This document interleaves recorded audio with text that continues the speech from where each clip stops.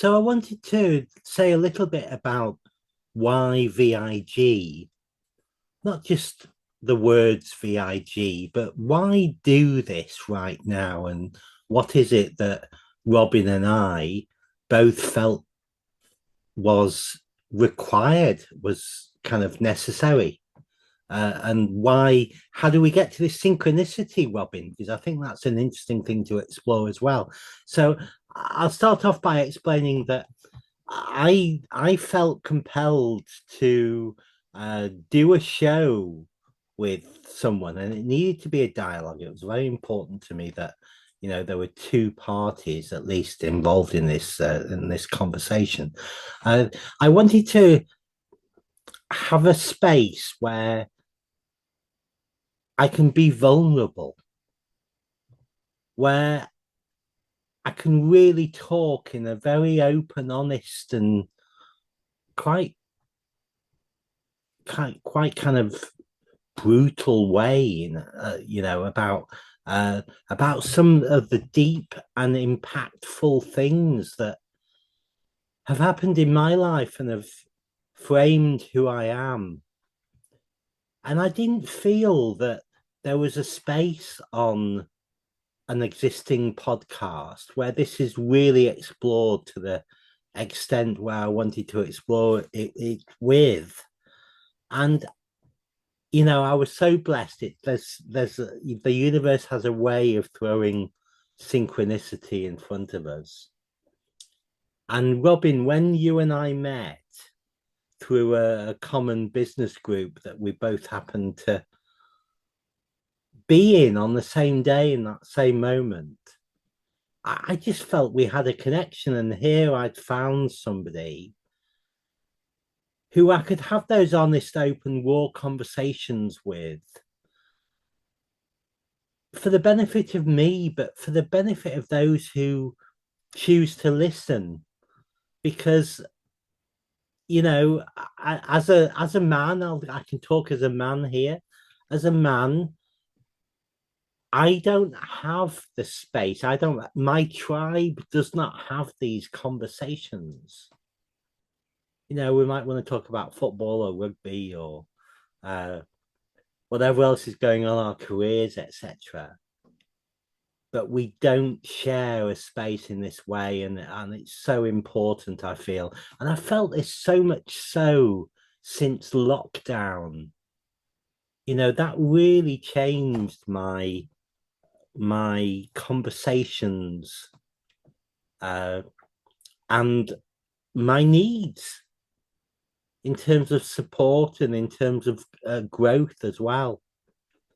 So, Robyn, I've talked a little bit about the synchronicity in us both meeting at the same time, but I think, well, share with our audience because you had a compelling reason why this was the kind of podcast that you'd dreamt or you'd thought was needed right now. So tell me a little bit more about that. It was so amazing when you reached out and said you had this idea that you wanted to run by me. And then we met and you told me what it was. Because for it must be over a year, I've had in my mind, I would love a space, a shared space like we're doing here, to talk about those things that generally people don't talk about. We often, I think British people often talk about the weather and health, but on a superficial level. There's a lot of small talk, I think, in British culture. And we use it to connect, but we also use it to get past awkward moments, get past the vulnerability, save us from having to go to those uncomfortable, potentially raw places. And yet, for me in my well-being work, I believe that we spend so much time up in our headspace and doing those superficial, cognitive, not necessarily the two mean one and mean the same thing, but they can be cognitive, they can be superficial, and they're covering over and not, they're avoiding going into the stuff that I think we actually do mm, need to explore if we want to, like you were saying in the first episode, if we want to do things differently. If what we've been doing has got us so far, but it hasn't moved us forward, and that definition of madness, that we're doing the same thing and expecting a different outcome, that if what we've been doing takes us so far but not any further, it's because the further isn't within what we're doing. mm. It's like you were saying about changing our thoughts and changing our beliefs, and that changing how we're navigating the world. That's what we need to do in order to move forward and to achieve a different outcome. And So I felt very strongly that this was a conversation I wanted to have, a conversation I wanted to share, a dialogue I wanted to open. It's kind of like giving permission to people. We know that we're all human and we all have these moments of discomfort and vulnerability and things that we're not comfortable talking about generally, but that we feel we need to explore on some level. So here's a space yeah, and I where, think that is so true. The other thing I thought was really important to mention is, you know, we all have these uh, multifaceted roles we play. The role as a father, the role as a co-worker, the role as a gym buddy, the role whatever faces we wear. We're very rarely the whole person, the person we identify with for the rest of the time. Do you know what I mean, Robyn? And what I wanted to do was have a space where we could take off those mantles, we could strip away those roles.